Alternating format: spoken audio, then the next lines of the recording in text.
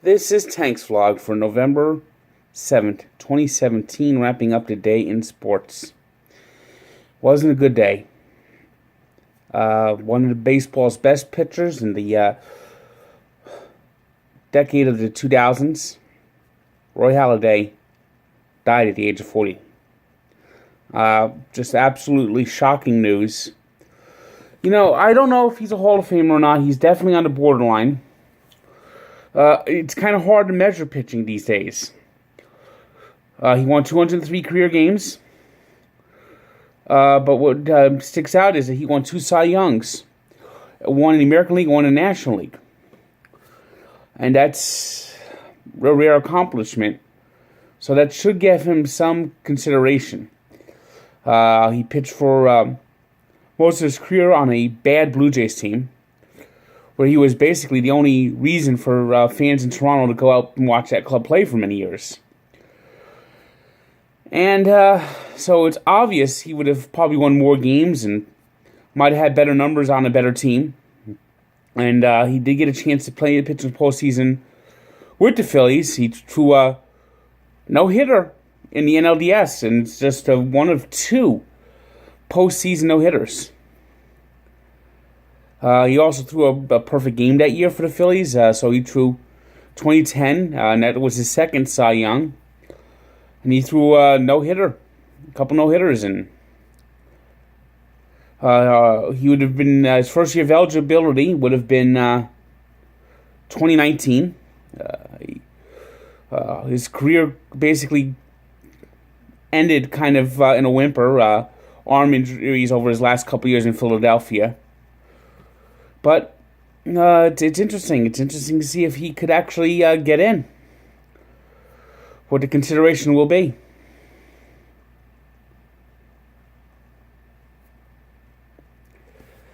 All right. Moving on to the NBA. Nets on the second game of a back-to-back. Tried to stage a good comeback in the fourth quarter, but it was not meant to be as they fell to the Denver Nuggets as they continue their Western road swing. Meanwhile, the Phillies, the Knicks continue to play good basketball. Kristaps Porzingis, another big game, leading the Knicks to a victory over the Hornets at the Madison Square Garden. Meanwhile, the Cleveland Cavaliers, they look like they're finally starting to get things together. They beat the Milwaukee Bucks tonight, 124-119. And the big hero was not LeBron James. It was Kevin Love, who had 32 points with 16 rebounds. Pelicans, they got a nice win today in Indianapolis. Mavericks got just their second win of the year, beating the Wizards on the road 113-99. Raptors beat the Bulls. Spurs beat the Clippers. San Antonio, they just always find a way. Sixers, they beat the Jazz. Grizzlies beat the Timberwolves by 1 point. Nice game there. And the Kings won just their second game of the year, beating the Oklahoma City Thunder. Thunder are not off to a good start, not playing well on the road. 4-6 and 2-4 away from OKC. Looks like that Carmelo Anthony anchor is in full effect. NHL, Devils came home today and got off to a good start, but the fell asleep there at the end of the second period, and then third period started off just as poorly.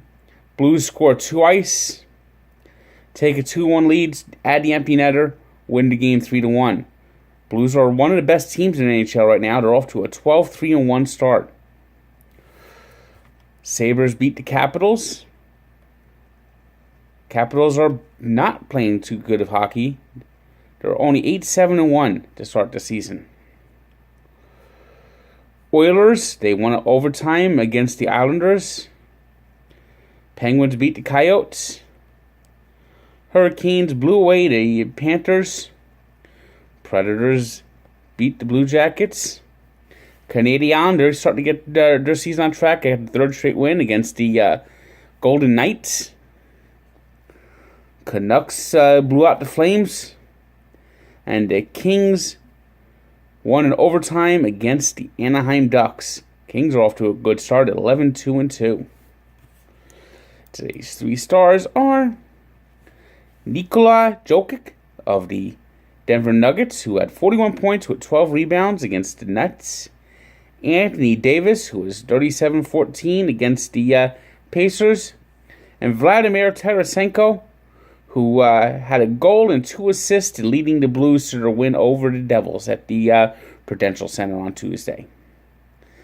Today's birthday shout-out goes to Jeremy Curley, who turns 29 and will be spending the next 4 weeks watching the NFL from his couch, suspended for performance-enhancing drugs. See, the NFL does the PED suspensions right. They suspend a guy, and they move on.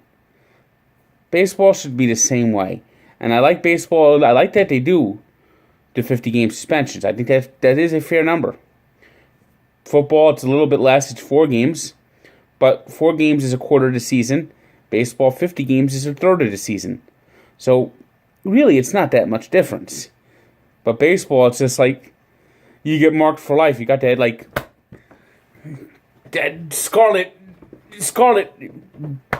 S on your shoulder. Football, I don't understand why football doesn't have it. Football, you use PEDs, you get back in, it's like, oh, well, let's go over again. And then you get suspended again. If you're Brian Cushing, then maybe you get the dirty looks.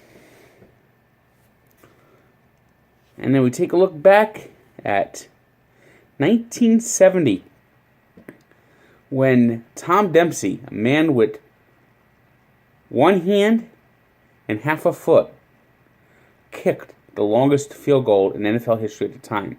63 yards. It's been equaled 3 times and topped once. Ironically, the guy that topped it was also on PEDs. So, some people might consider this to be the true record. Especially that back in the 1970 season, the goalposts were at the front of the season, at the front of the end zone. And he essentially kicked this ball from his own 37.